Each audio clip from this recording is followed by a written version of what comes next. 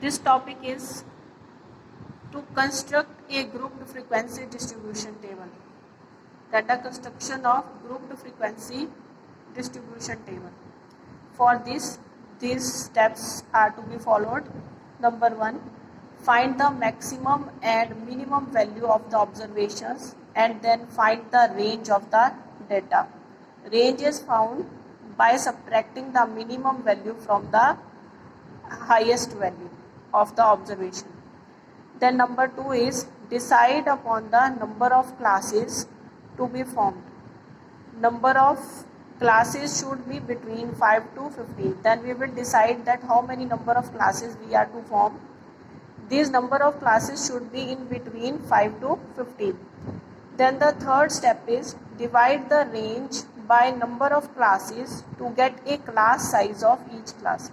Now that range we had found in the first step and the number of classes in the second step, then we will divide range by number of classes to find the class size.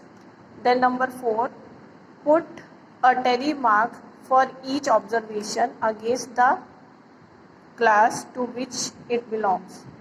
Then number 5 is count the tally marks of each class and write in the third column.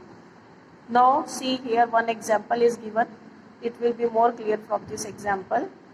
The marks scored by 40 students of class 10th in mathematics are given below. Here the marks are given 81, 55, 68, 79, 85, 43 and so on. These are for the 40 students. Now prepare a frequency distribution with class size 10 marks. Class size is given of 10 marks. Then we are to make a frequency distribution table. To solve this, first of all we will find the maximum marks. See here the maximum is 95. This 95. This is the maximum value. And here the minimum value when we find out, it is 29. No quantity is given below 29 and no quantity is given above 95. Now we find the range. We will subtract this 29 from 95 and then we get the range. Range is 95 minus 29, that is 66. Now class size is given to be 10, therefore number of classes will be 66 divided by 10, that is 6.6, nearly equal to 7 classes will be formed. Now classes are written in the way that the first class should include 29 and the last class should include 95. Now the difference that the class size is given to be 10. Then the distribution table will be like this: 29 to 39, 39 to 49, 49 to 59, 59 to 69, 69 to 79, 79 to 89, 89 to 99. How many are these? 1, 2, 3, 4, 5, 6, 7. As we mentioned here, number of classes 7. Now in between 29 and 39, how many observations are there? See, I have written here 1. 29, I have written 1 here, that it will be in the first class interval. Then 35, it is in between 29 and 39. Then 35 in between 29 and 39. Then 38.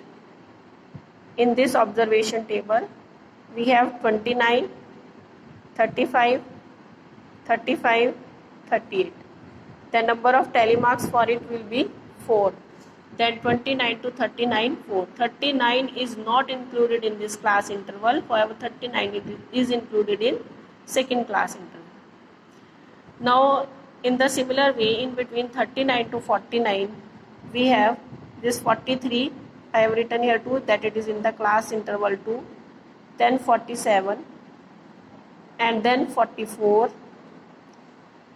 And then 45. And then here 43.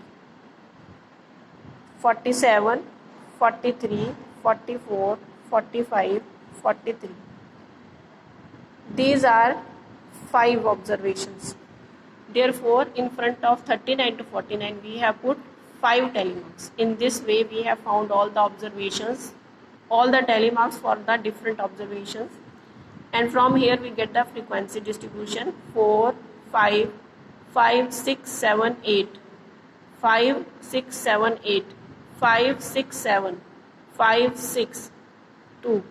When we calculate this frequency, when we add all of these frequencies, we will get 40. As here it was mentioned in the question, the marks scored for 40 students. This total will become 40 because in question 40 students were given. If it does not become 40, it means that there is some calculation mistake in finding out the tally marks. Then you have to do it again. Otherwise, if it comes to be equal to the given information, then it is okay. This is the way how we construct the grouped frequency distribution table.